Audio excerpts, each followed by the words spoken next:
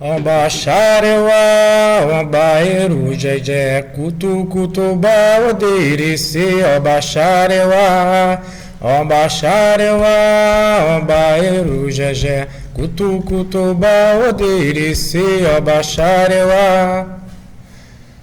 Boa noite. Meu nome é Carlos, sou Alabê de Aganju, filho de Ogum, da casa da Ialorixá Yuzira, de Lufã, do Ilê Axé Awon Omo Ilê do Mari, que tem a sua raiz no axé de Zé do Vapor Cachoeira. Ogan Júnior, Alabê Júnior, o Mesa de Ogãs, se sente honrado em trazer essa noite você aqui para falar um pouco da sua tradição, falar um pouco da sua experiência. Mais uma vez, o Mesa de Ogãs reafirma a importância da voz e vez para todos os ogãs que queiram estar aqui, ogãs confirmados, que queiram estar aqui, contando um pouco da sua história e deixando registrado para sempre suas experiências. Júnior, eu obviamente te conheço, né? Porque somos da mesma casa religiosa, mas o que eu vou perguntar, que é uma tradição no Mesa de Ogãs, é muito individual de cada um, né? Cada um tem um sentimento, cada um tem uma experiência, cada um tem uma verdadeira significância para esse cargo, esse título que ele recebe. Para você, o que é ser um ogã? Primeiramente, para mim, ser um ogã é ser um servo do orixá, né? Logicamente que somos os olhos, os sentinelas do barracão, o braço direito da sua Ialorixá, o seu babalorixá. Sim. Então ele se resume em ser os olhos acordados, né? Os olhos acordados daquele zelador, daquele dirigente. Exatamente, Até porque quando ele está no seu momento de transe, quem toma conta, os sentinelas, na verdade, somos nós, né? Aqueles que estão ali fora. Tudo que é passado na nossa... cada um com a sua função. Né? Exatamente, é tudo que é passado na nossa casa. São os que estão cantando. Na verdade, particularmente na nossa casa, a gente canta, a gente está preocupado com a cantiga que vai cantar, a gente está preocupado com os filhos de santo que estão ali dentro do terreiro, o pessoal da assistência, quem é que vai entrar, quem é que vai sair, na verdade, na nossa casa. São múltiplas funções, né? São múltiplas funções. Você é um alabê. Dentro desse título de alabê, você teve esse aprendizado de que forma? Uma pergunta que eu tenho que fazer, que é também praxe aqui, né? Mas quero que você responda de uma forma bem à vontade. Como foi esse aprendizado? Ele se deu de um momento em que alguém chamou você e falou: você tem que aprender isso, isso, isso. Você foi observando as coisas acontecerem, foi fazendo anotações, fazendo gravações, foi perguntando, outros foram respondendo. Como ocorreu isso? Na verdade, eu sempre fui meio assim que eu entrei no barracão, eu sempre fui meio disperso ao lance do candomblé, né? E eu fui mais pela questão da Umbanda mesmo, para começar. E quando começou o candomblé, eu tinha um certo medo, um certo receio. Eu ficava um pouco assustado porque eu não sabia o que eu estava cantando ali naquele momento. E realmente isso acontece, né? Porque são inúmeros ritmos, exatamente, inúmeras cantigas, tudo é desconhecido, numa língua totalmente estranha. Exatamente, né? Exatamente. É natural. Eu já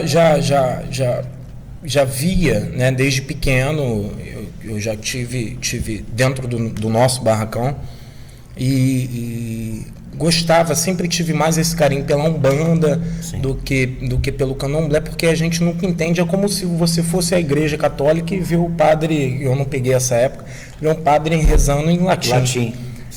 Mas aí eu comecei a gostar quando... Eu vou ter que falar aqui, né? Porque eu estou na tua frente. Quando o senhor, o Gamar Jorge, começou a me chamar para me ensinar os toques. E a primeira aula que você me deu foi me mostrando as apostilas com tradução. Então eu comecei a entender o que eu estava cantando. Eu comecei a me encantar mais pela parte do candomblé. Passei um período suspenso, né, em que eu me afastei um pouco dessa parte. Eu ainda brincava com meu irmão, o Ogan Júlio, dizendo para ele que, não, eu sou filho de Ogum, eu vou ser Axogum, vou esquecer essa história, porque me assustava aquele monte de Ogã tocando ao mesmo tempo e todo mundo pegando no atabaque. Eu falei, eu não vou dar para isso. Eu não vou dar para isso. Eu não concordo. Eu particularmente não concordo com isso, não. Eu vou para uma outra parte e tudo mais, mas não, acabou que eu paguei pela própria língua, eu me tornei alabê do mesmo jeito. E hoje eu levo esses ensinamentos que você me deu. O meu irmão Júlio, hoje em dia, ele senta comigo para também me passar as cantigas, fazer que eu retome essa caminhada que eu dei essa parada por medo, por receio de... Segurança, talvez. Insegurança também. Mas antes, como você me fez a pergunta, antes foi muito assim, a gente... você às vezes me passava as cantigas, às vezes falava, vamos gravar uma roda de Xangô, eu lembro disso até hoje. Você às vezes ia lá em casa, eu ia na tua casa, você passava uma roda de Xangô para mim, às vezes a gente no centro mesmo, agora é a hora, vamos passar uma coisa aqui, eu vou te passar uma coisa aqui. E aí eu fui aprendendo aos poucos. Logicamente que nesse tempo em que eu quis me afastar, eu parei um pouco de ouvir, de praticar, porque toda prática leva à perfeição. Eu parei de praticar e agora eu estou retomando com o meu irmão, o Ogan Júlio, que é da casa também. Sim. Eu lembro bastante, isso aí ficou bem marcado, porque você ficou suspenso cerca de 10 anos? 13 anos. Foram 13 anos que você ficou, desde que você foi suspenso por Xangô e até a confirmação, foram 13 anos. Eu lembro desde o início, né, que a gente sentado ali fora, nos degraus que levam ao terreiro, a gente estava tocando com Aqui Davi no chão, e você demonstrou uma facilidade em aprender os toques, né? Isso é uma coisa que eu não esqueço. Você começou realmente pela parte rítmica, né? Uhum. E você sempre teve essa facilidade com a parte rítmica, não? Eu com 5 anos, eu indo pro barracão, eu copiava o meu padrinho. Quando eu chegava em casa, eu copiava o meu padrinho tocando, né? Que também é alabê da casa. Que também é alabê da casa, Fernando. Copiava tudo que ele fazia, ele cantando, ele tocando. E com 9 anos, eu lembro até hoje, eu fui ao barracão e cheguei lá com a minha mãe e de repente já estava rolando uma festa de Exu. É mais ou menos o que eu tenho. Sim. Acho que ficou meio apagado na minha memória porque foi um trauma. E aí estava rolando uma festa de Exu e ele virou para mim e falou assim, filho, segura aqui para mim um atabaque pro padrinho. Aí eu fiquei segurando um rum para ele tocar, e aí teve uma hora que ele me pegou no laço e falou assim, agora é a hora, eu sei que você, falou no meu ouvido, eu sei que você imita o padrinho em casa tocando, toca aqui um pouquinho que eu quero ver. E aí, naquele momento ficou todo mundo olhando para mim, inclusive as entidades espirituais. Eu saí correndo, fui parar no meio da rua. Eu não acredito. Eu fui parar no meio da rua. Eu fui parar no meio da rua, minha mãe foi me buscar no meio da rua e eu comecei a chorar, eu não volto mais aqui, com aquela vergonha. E com o passar dos anos, eu na verdade, eu tinha essa coisa para dentro de mim, que eu seria, e graças a Deus isso foi confirmado na minha vida, que eu seria filho de Ogum, né? Desde que eu nasci, eu escutava a história do meu nascimento, de como foi complicado meu nascimento, e que a entidade espiritual da nossa casa, que se chama Tio Paulo, ele dizia para o meu avô, para o pai da minha mãe, do meu padrinho, se o neto é um filho de Ogum, ele vai sobreviver e tudo mais. Eu tinha isso para mim, mas eu não tentava me aprofundar na questão religiosa. Só que, com o passar dos anos, quando eu fiz de 17 para 18 anos, eu tive um sonho com a vovó Maria Conga, que é uma entidade da nossa casa também, em que ela dizia que ali era o meu lugar. Só que a gente estava numa praia, na verdade, e com várias pessoas incorporadas no orixá Iemonjá, dançando e dizendo para mim que aquilo ali era o meu lugar. Aí, com 18 anos, eu mesmo cheguei na casa e resolvi entrar. Mas desde pequeno eu já costumava tocar. Com 9 anos eu ganhei meu primeiro bongô. Sim. Eu fui tocar na casa de um tio meu, ganhei meu primeiro bongô. Eu já gostava dessa parte rítmica, né? Sim, sempre tem facilidade. Eu acho que sim. Sim, né? Sim. Mas a gente sabe que, como você falou no início, o Ogã é muito mais que isso, né? O Ogã mesmo tendo essa capacidade de memorização, esse conhecimento das cantigas, esse feeling, né? Esse sentimento de que uma cantiga deve ser cantada em tal situação, tem a parte do conhecimento e também tem a parte do momento, né? Em que você percebe que a entidade está receptiva para aquela cantiga. Exatamente. Né? Ele é muito mais que isso, né? Ele é muito mais que isso. Existem outras inúmeras atividades na casa em que a Ialorixá e o Babalorixá contam com o Ogã, né? Hoje, você confirmado, o que mudou para você, né? Nesse período em que você ficou cerca de 13 anos como Ogã suspenso e agora como confirmado, o que mudou? Tudo. Explica aí. Eu como Ogã suspenso, eu sempre me preservei e respeitei, e respeito isso até hoje. Eu tenho que respeitar dentro da minha casa, e não falar muito, e não participar de determinadas coisas. Foi um ensinamento que eu recebi desde que eu entrei na casa. Hoje eu tenho mais de liberdade para participar de determinadas coisas. Eu me sinto mais vivo, mais unido com o orixá. Tem gente que não tem fé nisso, né? Eu costumava dizer muito, eu tenho certeza que quando eu confirmar eu vou me sentir mais o orixá do que a mim mesmo antes. O Carlos Alberto, eu acho que o sentido da palavra "você morre para nascer de novo", para mim foi perfeito. Foi conseguiu vivenciar bem isso, né? Eu consegui vivenciar bem isso. Inclusive na vida pessoal, né? Eu me sinto hoje mais vivo, mais confiante. Mudei realmente em alguns aspectos minha maneira de pensar. Às vezes as pessoas podem falar assim: mas isso é bobeira, vai mudar só porque confirmo. Eu acredito nisso, é a minha crença. É uma iniciação, né? Exatamente.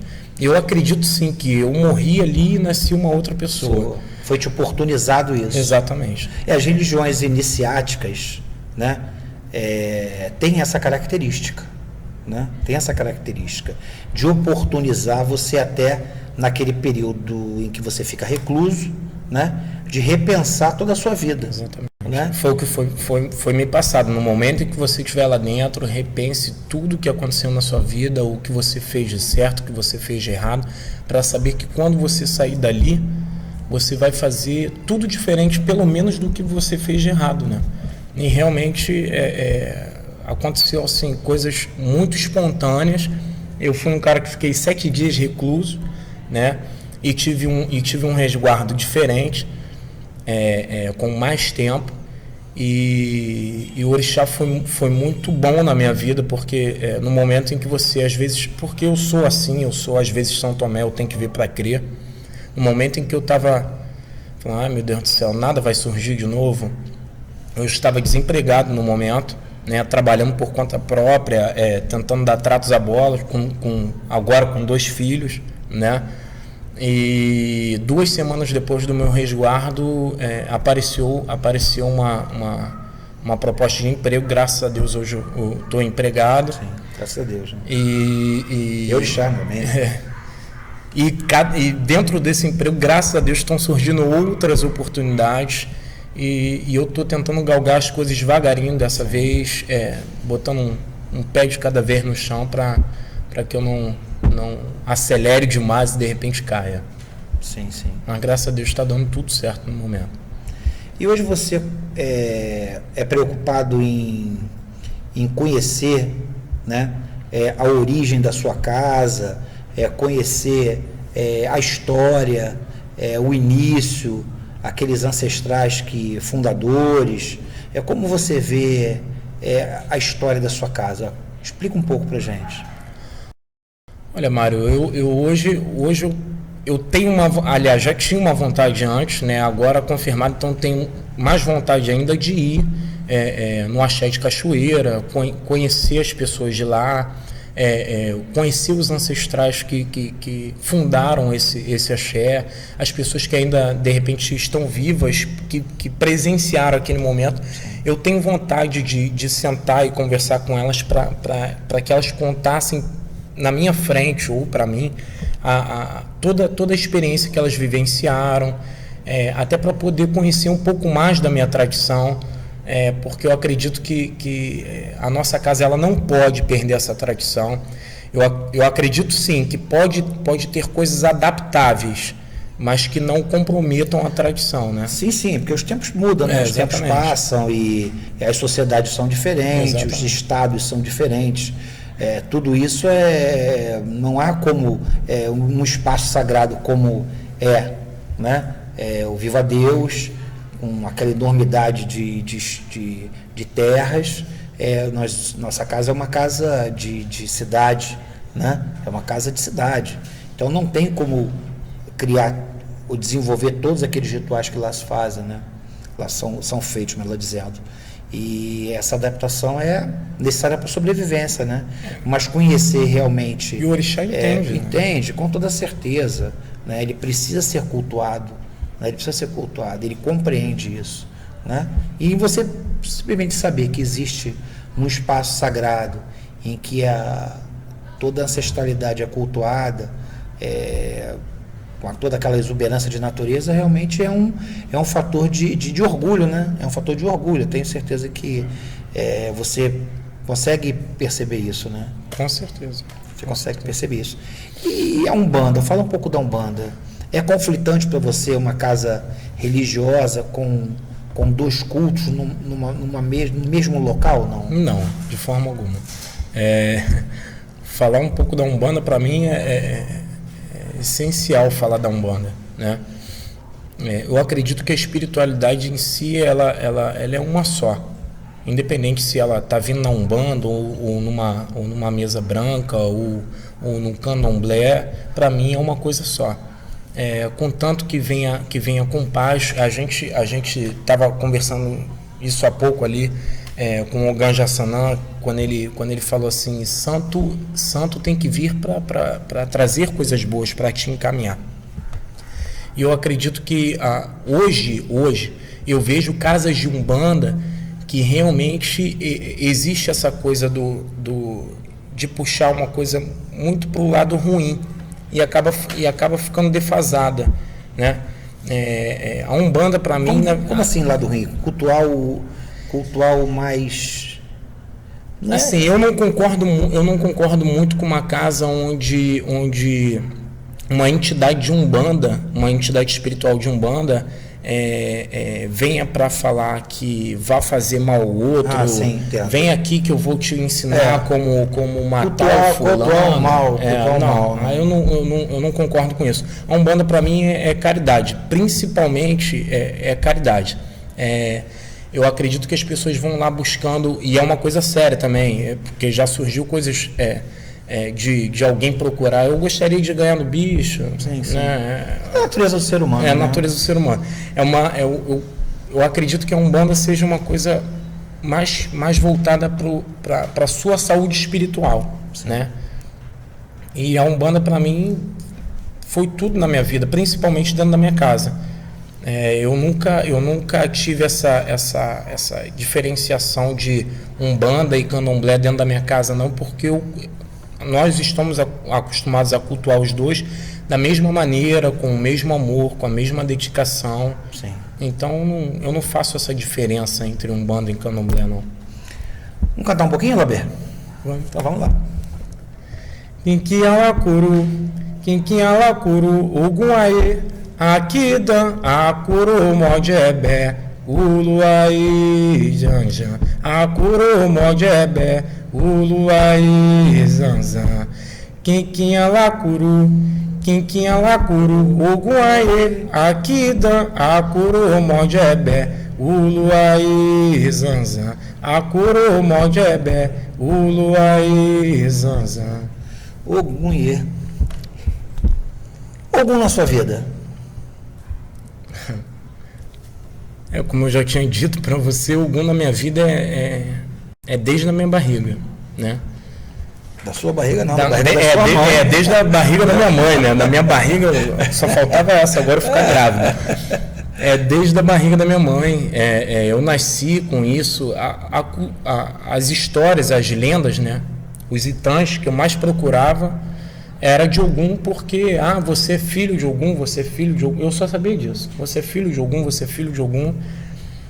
E eu tive inúmeras experiências com essa situação de Ogum, de sonhos com meu pai, e às vezes, como todo ser humano, às vezes brigar com ele. Será que o Senhor é presente mesmo na minha vida? E ele me mostrar no meu dia a dia, quando eu mais estava passando dificuldades e aparecia alguma coisa para me ajudar, eu agradeço sempre a ele.